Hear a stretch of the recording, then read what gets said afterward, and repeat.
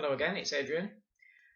I'm still reeling about what God did yesterday in our mission. It's incredible. I was just talking with my co-worker about the way God does things, how He provides. How, sometimes you have to wait for answers to prayer. Sometimes God just tests us and makes us wait, and we think nothing's happening and things are not going to work out. And then he just does something amazing at the last minute. Well, it happened again yesterday. I don't really want to go into that particularly, but I was just thinking about all the times in my life when there's been an impossible situation and God's intervened. We see a lot of this in the Bible, of course. Lots of things in the Old Testament when God was dealing with Israel. The times when, the enemy came against the capital city and God said, don't worry, just leave it to me, and then he'd solve it. Either they all died, or they all killed each other, or they ran away, or whatever. Just, miraculous things. Sometimes in the most impossible way. And I just think, really, it just glorifies God when there's an impossible situation. You've tried every possible way you can think of to figure out how it might get sorted out. And you just come to the end, you think, well, no idea. God, you just do it. And, you've tried taking the steps, you tried fixing things, nothing's worked. And then suddenly, God just fixes it in a way that you could never have figured out, never have thought of, certainly never have manipulated situations so things would have worked out like that, which just means that God knew about it and God did it. And I'd just like to mention then in this video a few times that over the last 30 years or so, when God has solved impossible situations in my life. So let this be by means of testimony. This is not a testimony of how I got saved, which is what I wanted to do, or was thinking of doing. I'll do that maybe next time or another time. Okay, times that God has solved an impossible situation. In around 1982, this was the first time I lived in Hungary, not the first visit I'd been, but I'd finished my PhD in London, and I was doing an exchange visit through the British Council in Veszprém University, working in the chemistry department, and I was also getting to know this girl back at home. We got to know each other after I got saved, and things were sort of, by means of letters and phone calls, were getting serious. And so I thought God was saying for me to go back home. I was working through the whole of 1982 until the end, and we wouldn't see each other. And so I was planning a trip home to see my fiancée in the summer. And I only had enough money for a one-way plane ticket. But it so happened that some of my colleagues who were working in the chemistry department in Veszprém were going to a conference in Britain, and they were driving there, and they said that they could give me a lift back. I'd fly out to England, and then they would bring me back by car. So it was all arranged, everything was sorted.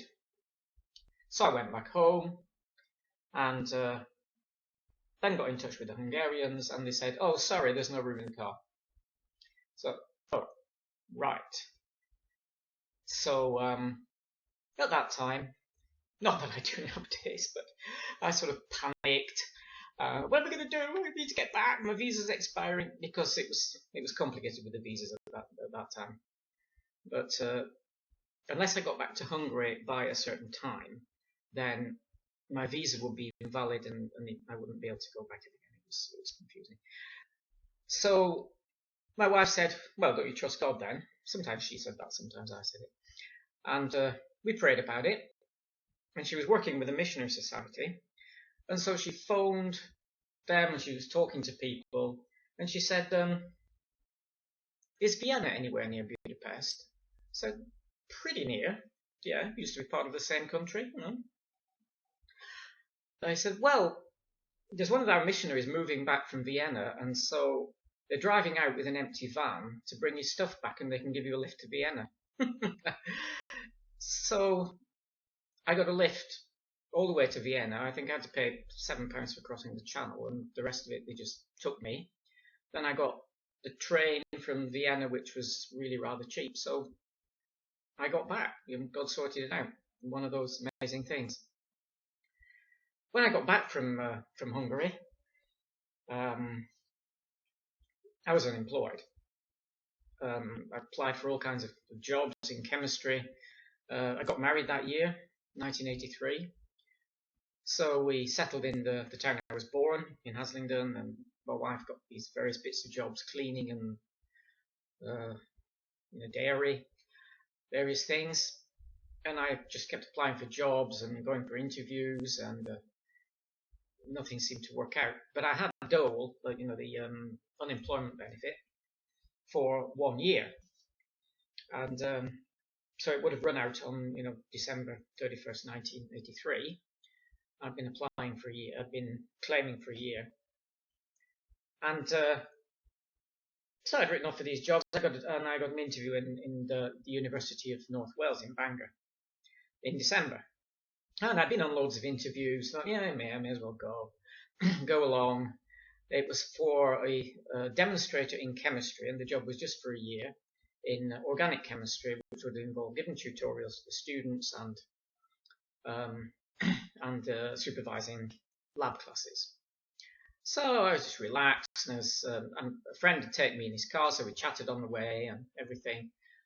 And went to the interview, and they asked me all these questions, and they asked me sort of how could I explain, I think it was benzene, the acidity of benzene, and benzene is just not acidic. But I came up with something. I hadn't done chemistry for a year, and I just sort of waffled and went on. And at the end of the interview, they said, we'd like to offer you the job, and we were really impressed how you answered the questions. I thought, what? So I got a job in Bangor for 1 year, got home, wife had already sort of thought out all the reasons why we couldn't possibly move for a year, but we moved, and I ended up working there and for the next 7 years. So they renewed the contracts, and then I got a job in another department after one contract ran out, and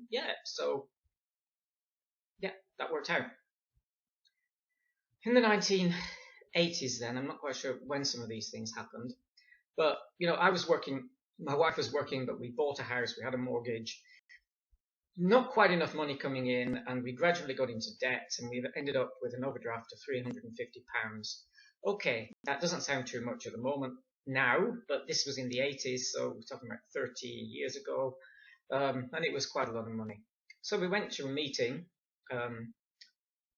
Full Gospel Businessman meeting, and they were talking about financial problems. Said, anybody need prayer for financial problems? Come forward. So, well, why not? We went forward, got prayed for. This was on a Sunday evening. Monday morning, I was in work, and my wife left a message saying, God's fixed it, I'll tell you later. Okay. It turned out that 2 checks arrived on that day, 2 separate checks. One was something to do with an insurance policy that she'd forgotten about, and the other one was a gift from some friends who didn't know anything about the situation, and the 2 together added up to £350. So again, we couldn't have manipulated this situation. We couldn't have, figured out how it was going to happen. It just worked out. Another interesting thing in the 80s, this is not so much a provision thing, but it's just something that God did. I had a motorbike at the time, and I drove to work on a motorbike. And in Wales, I was driving from Rhiwlas, where we live, to Bangor. And I don't know if any of you know North Wales, but they've got some very narrow lanes, particularly if you're taking a shortcut and going the quick way. Not on the main roads. The lanes are very narrow, and there's very high hedges, and you can't see what's coming, and very bendy. And I was just driving merrily along on the motorbike, and I came around a corner, and there was a minibus filling the road, coming in the other direction, and there were ditches on either side, and I couldn't stop in time. He couldn't stop in time, so I just said, "Jesus help!" or one of those prayers, and aimed for the side of the bus, and it was almost like I can't actually say this is what happened, but I felt something get hold of the back of the bike and hold it and keep it upright on the grass verge. And I didn't go into the ditch, and I didn't hit the minibus, straight past. I stopped, he stopped, waved, okay, everything's fine, carried on. I'm sure some angels got hold of that bike when I was doing that. But the interesting thing about that really was that I was telling a story later to a young couple who had just got saved, and they were part of our house group. I said, guess what happened to me once? And the guy said, yeah, I remember that. I was driving the minibus. I'm right. Yeah. So that was very interesting. Something else in the 80s, not so much provision, but just something that, again, that miraculous. I feel it was miraculous that God did. I was working late at the lab, and I wasn't, ex-bosses don't listen to this. I was heating a flask with methanol over an open flame to do an experiment. Very silly. Don't do that. Wear safety gloves or whatever. Anyway, the flask cracked. Burning methanol went all over my hand, and I was waving it and everything. Managed to put it out, but it burnt my hand really quite badly. And I seem to remember the car must have been in the services, or my wife had it or something, and so I had to go home on the bus. And I had this hand thinking, sort of, just get home. If I get home, Janet can pray, and then I'll get healed and everything will be fine. So I think it's really painful, I was praying and just getting home. So I arrived home. I said, I put my hand, pray. I said, I've got to say to casualty. I said, no, pray. So he said, all right, I'll pray, and then we go to casualty. So she prayed, that God would heal my hand, and the pain just went. I'm sure you know how painful burns can be. It was really painful. And after she prayed, from that point on, the blisters were still there, and I could feel it, but it wasn't painful. It wasn't agonizing. So we went to casualty, and they dressed it, and it didn't get instantly healed, but it got healed very, very quickly. But the point is that after she prayed, it just didn't hurt anymore. So that was amazing as well. Cool, the time's going. I'm not going to be able to get through all of these. Maybe I'll do another one. In 1998, we felt a call to Bible college. I was working I was working full time in the chemistry department, but also involved in the church, leading a house group in Bangor, the Assemblies of God, and just felt the call to go back to Hungary again, to do missionary work. And so we were advised to go to Bible college, and so I applied for Bible college. I got in. My wife got in for 1 year, and I got in for 3 years. And we were going to move, but at the time, this was 1989. It was one of those periods when the market was there was a glut on the market. Everybody was wanting to sell, and nobody was buying. Sometimes you get the opposite situation. So we bought our house for 15,000, and we were selling it for about, I think, 38,000 or something, because the inflation had happened in between.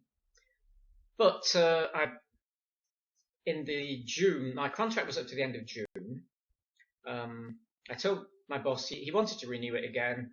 He expected it just to be renewed as it usually would be, but I said, no, I'm going to Bible college. Could you renew it for 3 months? He said, no, end of contract June, it's either a year or finish. So I finished, and we had a buyer for the house, but the market wasn't moving, and that's 15 minutes.